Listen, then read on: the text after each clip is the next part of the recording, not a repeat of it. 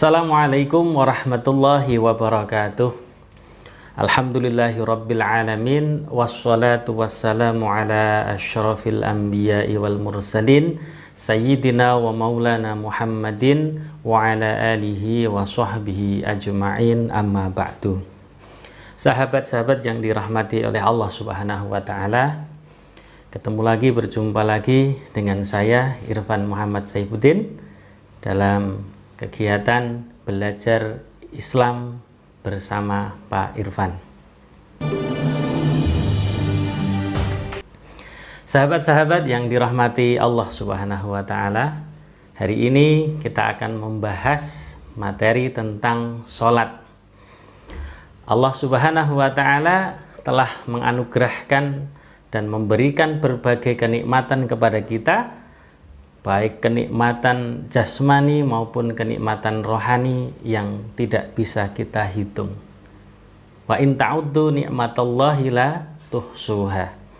Oleh karena itu kita harus bersyukur atas nikmat-nikmat yang telah diberikan oleh Allah tersebut.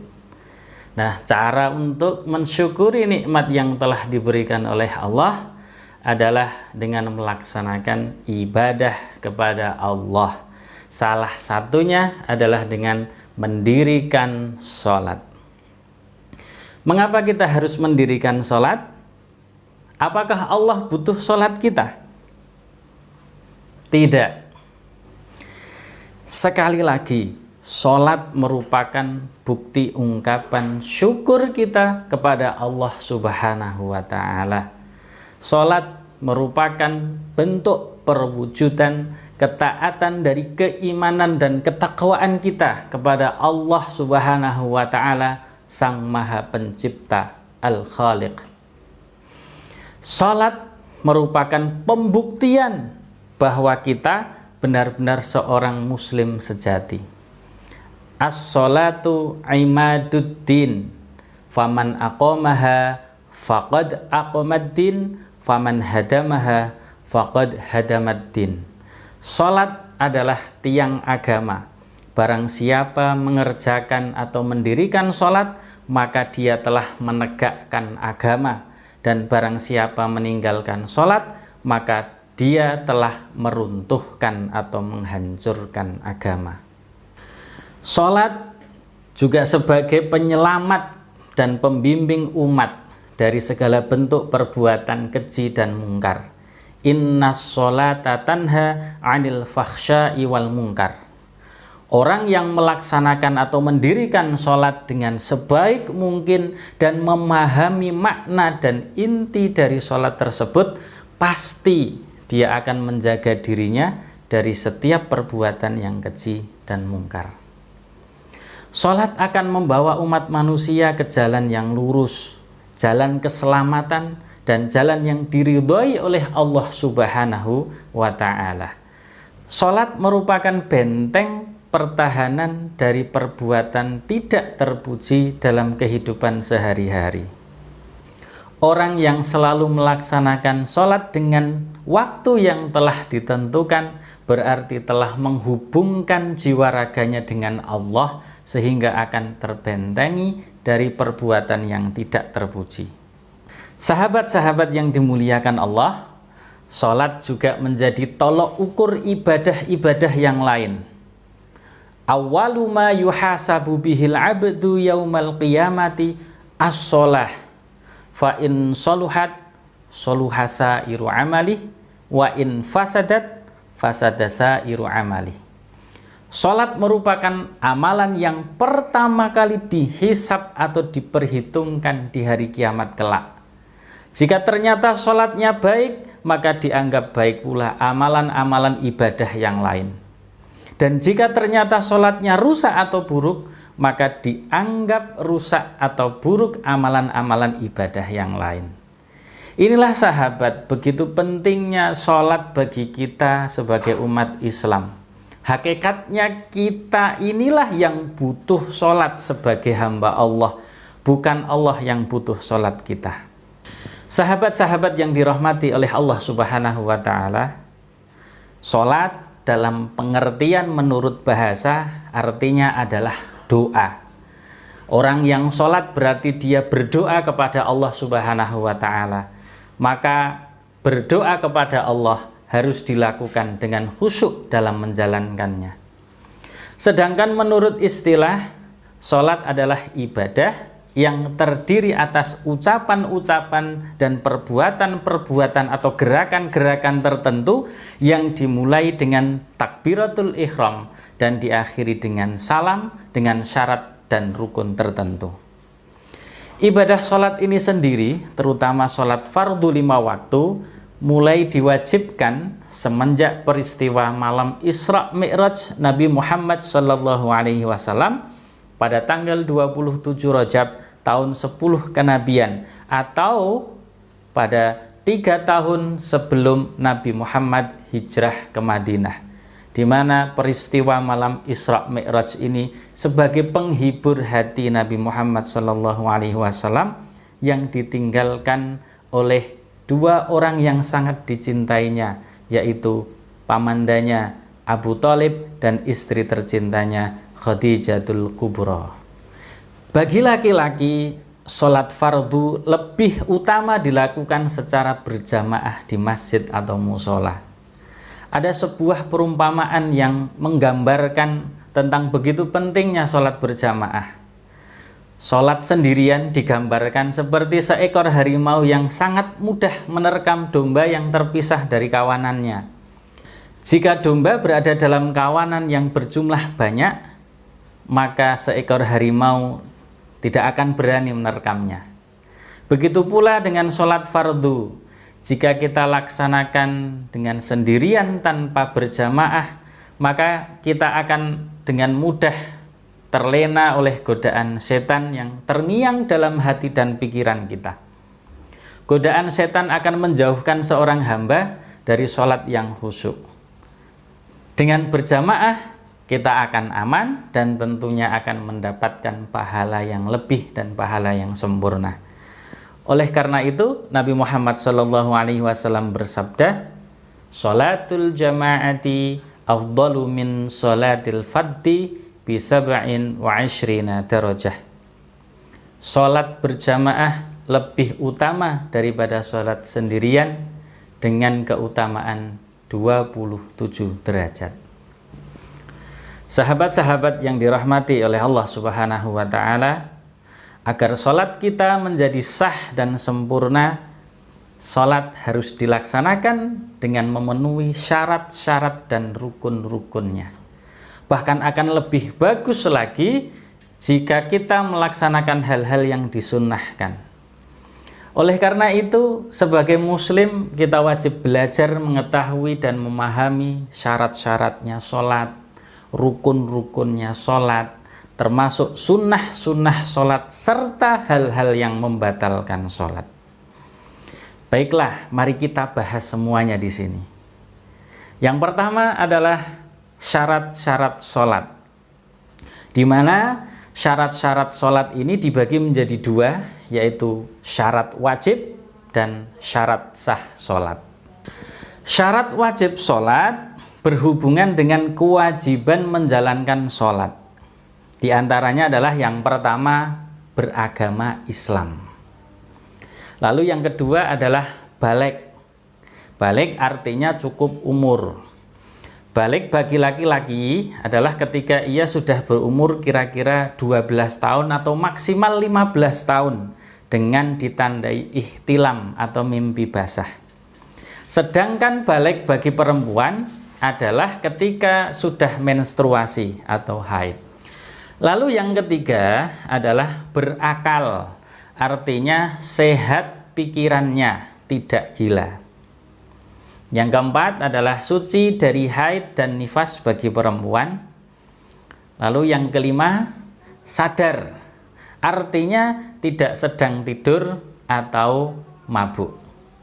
Nah, jika seseorang memenuhi 5 syarat ini, maka dia wajib menjalankan sholat. Kemudian syarat sah sholat. Syarat sah sholat adalah hal-hal yang menyebabkan sholat kita sah. Antara lain adalah yang pertama, suci dari hadas dan najis, baik suci badan, pakaian maupun tempat sholat. Maka sebelum sholat kita diwajibkan dulu untuk berwudu dengan benar agar sholatnya sah. Jika tidak ada air, maka boleh kita bertayamum. Nah, tata cara wudu dan tayamum bisa dilihat pada video di atas ini. Lalu yang kedua adalah menutup aurat.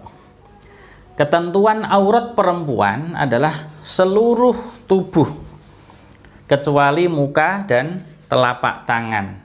Sedangkan batas aurat bagi laki-laki adalah mulai dari pusar sampai ke lutut.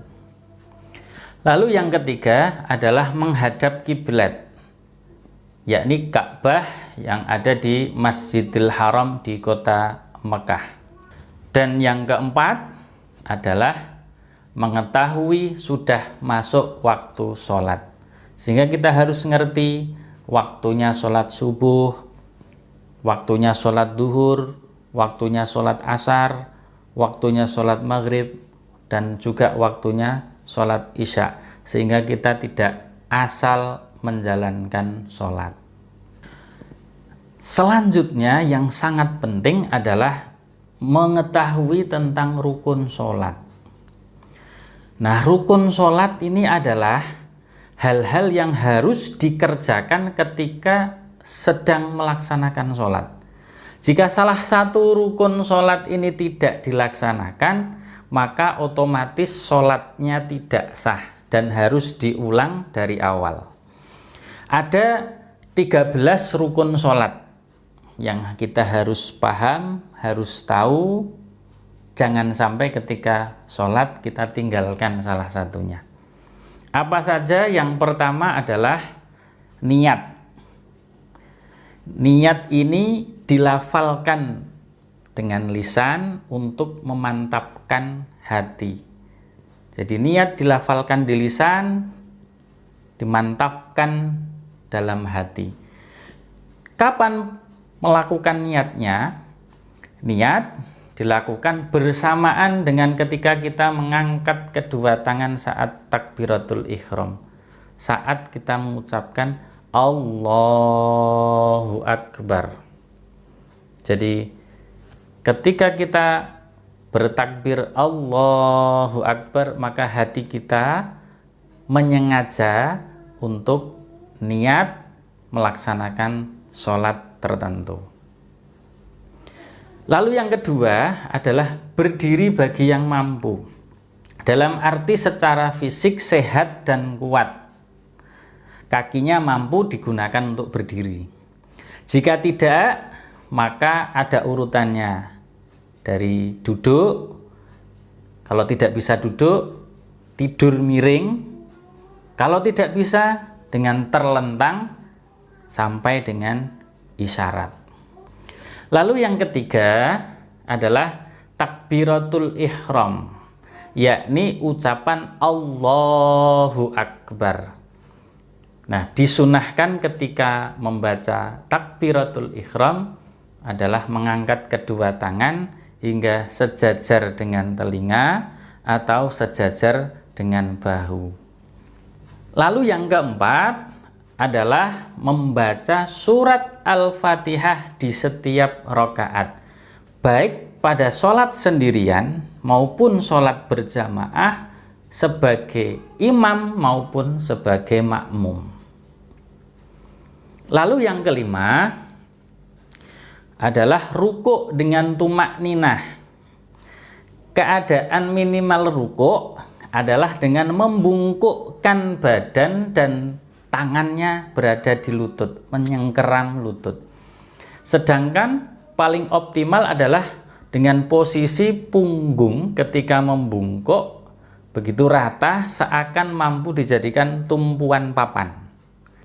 Adapun tumak ninah adalah berhenti sejenak, secukupnya waktu untuk membaca bacaan yang disunahkan di setiap rukun, sekadar membaca subhanallah. Nah, bacaan yang disunahkan dalam rukuk diantaranya adalah membaca subhana rabbiyal azimi wa bihamdih. Lalu selanjutnya rukun sholat yang keenam adalah iktidal dengan tumakninah. Iktidal adalah berdiri kembali setelah rukuk dengan disunahkan membaca Sami'allahu liman hamidah Rabbana lakal hamdu mil'us samawati wa mil'ul ardi wa mil'u ma syi'ta min syai'im ba'du. Bacaannya sunnah. Lalu rukun yang ketujuh adalah sujud 2 kali dengan tumakninah, di mana di dalam sujud kita disunahkan membaca bacaan diantaranya adalah Subhana Rabbiyal A'la wa bihamdi. Lalu rukun sholat yang ke-8 adalah duduk di antara 2 sujud. Duduknya adalah dengan cara duduk iftirash. Nah, duduk di antara 2 sujud ini juga harus disertai dengan tumakninah. Disunahkan dalam duduk di antara 2 sujud ini adalah membaca Rabbighfirli warhamni wajburni warfa'ni warzuqni wahdini wa'afini wa'fu anni. Dilanjutkan dengan rukun sholat yang ke-9 adalah duduk tasyahud atau duduk tahiyat akhir, yakni dengan posisi duduk tawaruk.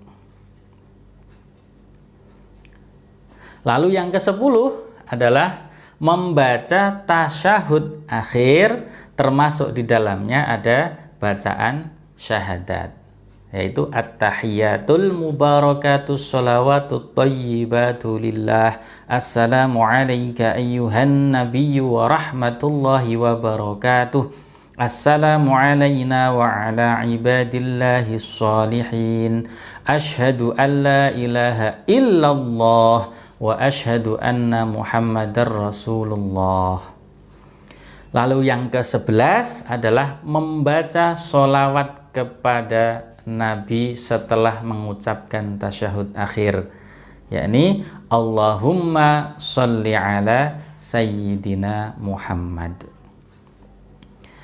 Nah, disunahkan pada tasyahud akhir dilanjutkan dengan membaca sholawat kepada keluarga Nabi dan sholawat Ibrahimiyah.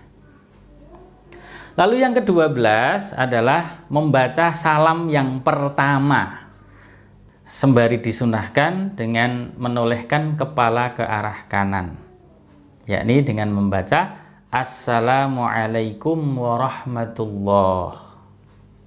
Lalu yang terakhir, rukun sholat yang ke-13 adalah tertib, yakni berurutan dari rukun yang pertama hingga terakhir.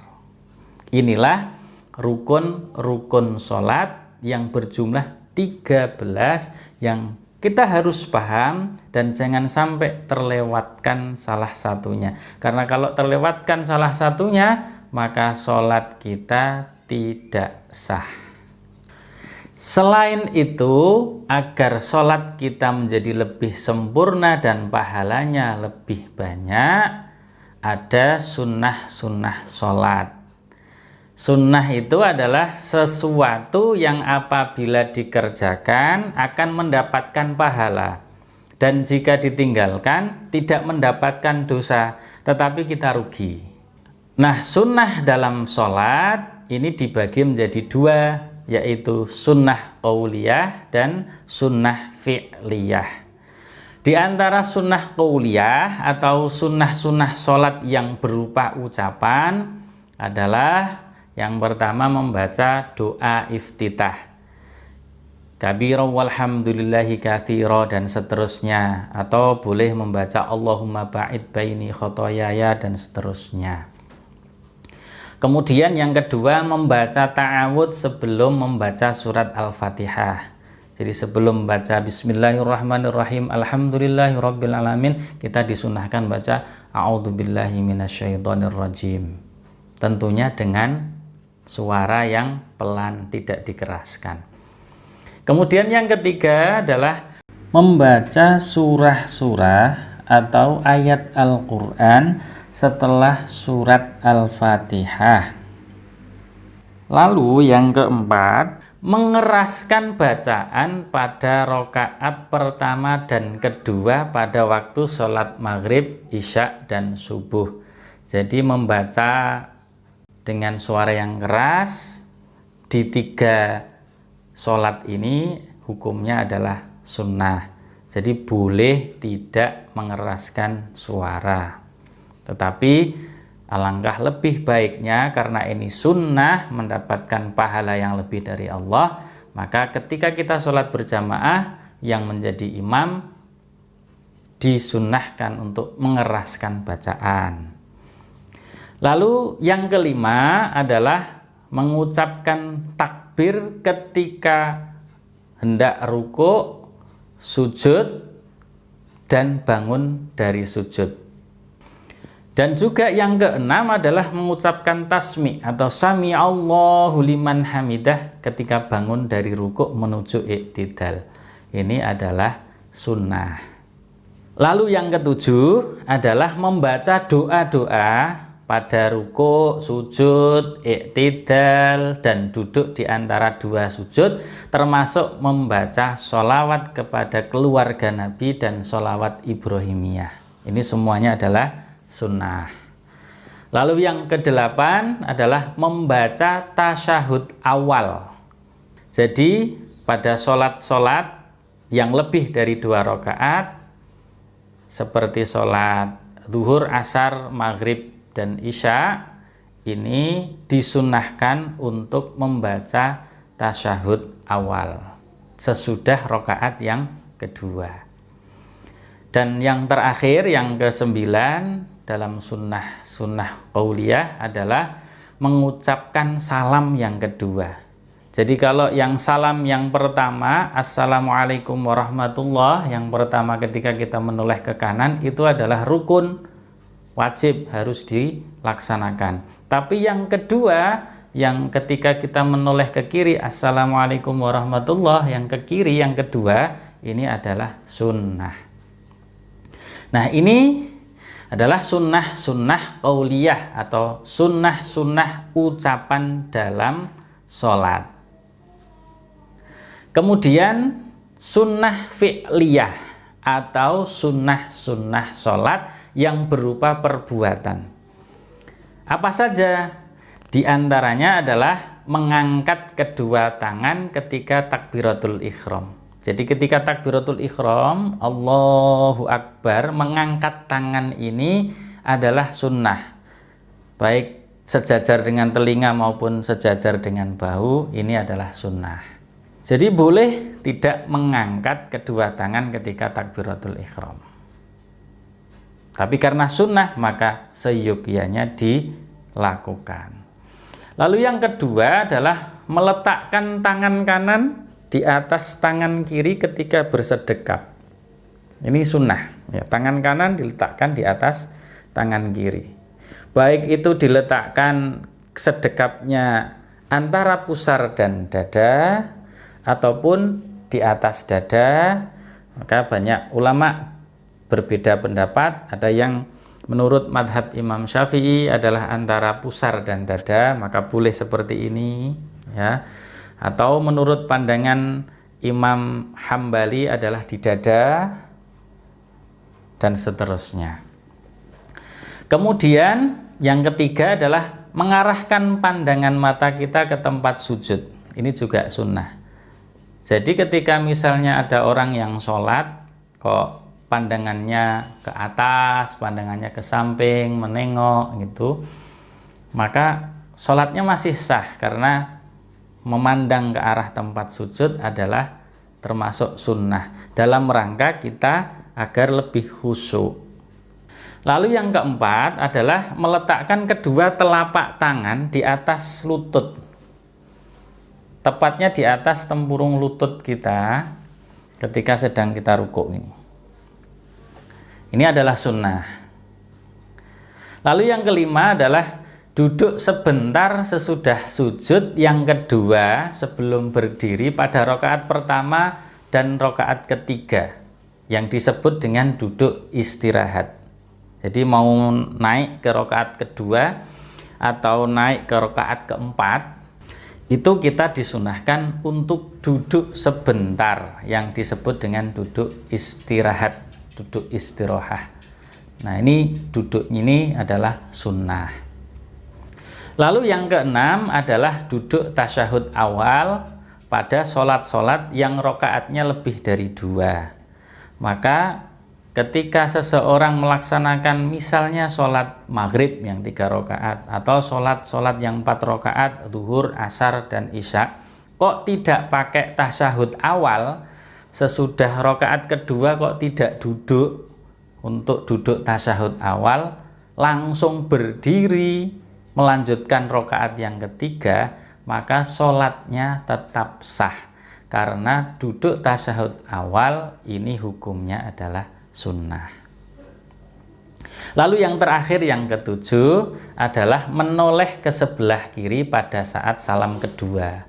Tadi pada sunnah qauliyah mengucapkan salamnya Assalamualaikum warahmatullah di salam yang kedua, itu sunnah qauliyah. Begitu pula ketika perbuatannya kita menolehnya ke sebelah kiri, ini juga termasuk sunnah fi'liyah. Sahabat-sahabat yang dirahmati oleh Allah Subhanahu wa taala, selain kita mengetahui syarat, rukun dan sunnah-sunnah sholat, hal yang harus diperhatikan juga selama kita melakukan sholat adalah tidak boleh melakukan hal-hal yang menjadikan sholat itu batal. Paling tidak kalau memang kita batal, maka kita ngerti, kemudian apa yang harus kita perbuat, kita ulangi sholat kita. Nah, jika batal sholatnya, seseorang harus mengulangi lagi dari awal. Nah, apa saja yang membatalkan sholat? Nah, di antara hal-hal yang membatalkan sholat adalah yang pertama, berhadas. Misalnya kentut, maka orang yang berhadas tidak boleh sholat. Di tengah-tengah sholat orang kok kentut, maka dia wajib mengulangi sholatnya, bahkan dia wajib berwudu kembali, mensucikan diri dari hadas kecil. Lalu yang kedua adalah tidak terpenuhinya salah satu syarat sahnya sholat. Tadi sudah kita bahas di awal, salah satu syarat sahnya sholat kok tidak terpenuhi, maka dia batal sholatnya. Lalu yang ketiga, meninggalkan salah satu rukun sholat yang 13. Jika salah satu saja yang 13 rukun sholat tadi ditinggalkan, maka sholatnya batal. Lalu yang keempat adalah menambah rukun sholat, termasuk menambah rakaat sholat secara sengaja. Ini tidak boleh, maka sholatnya otomatis batal. Lalu yang kelima adalah makan atau minum dengan sengaja. Yang keenam, berkata-kata atau berbicara dengan sengaja. Ini juga membatalkan sholat. Lalu yang ketujuh adalah melakukan gerakan di luar sholat lebih dari 3 kali. Misalnya kita garuk-garuk ini, garuk-garuk sebanyak 3 kali, garuk-garuknya seperti ini. Atau kita tangannya memegang sesuatu hal, kita melangkahkan kaki lebih dari 3 kali, maka menurut madhab Imam Syafi'i termasuk membatalkan sholat. Lalu yang terakhir, yang ke-8 adalah terbuka auratnya. Otomatis ketika terbuka auratnya, maka sholatnya menjadi batal dan harus menutup kembali dan mengulangi sholatnya dari awal.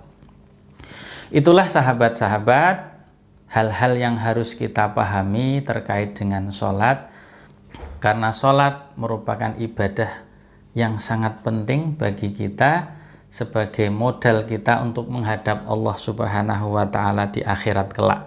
Seperti yang disampaikan di awal tadi, barang siapa yang sholatnya bagus di akhirat kelak, maka ini menjadi tolok ukur bagusnya amalan-amalan yang lain.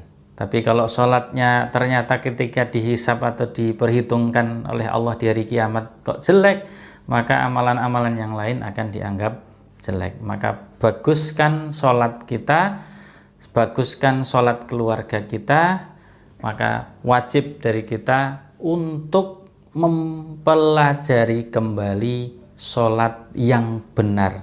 Tata cara sholat yang benar kita berikan contoh, yakni cara sholat subuh disertai dengan kunut, bisa dilihat pada video di atas. Baiklah sahabat-sahabat yang dirahmati oleh Allah Subhanahu wa Ta'ala, sampai di sini dulu pertemuan kita dalam belajar Islam bersama dengan Pak Irfan. Mudah-mudahan pertemuan kita pada kesempatan hari ini bermanfaat. Kita akhiri bersama dengan membaca hamdalah. Alhamdulillahirabbil alamin. Subhanakallahumma wa bihamdika asyhadu an la ilaha illa anta astaghfiruka wa atubu ilaik. Kurang lebihnya mohon maaf. Wallahul muwafiq ila aqwamit thoriq. Wassalamualaikum warahmatullahi wabarakatuh.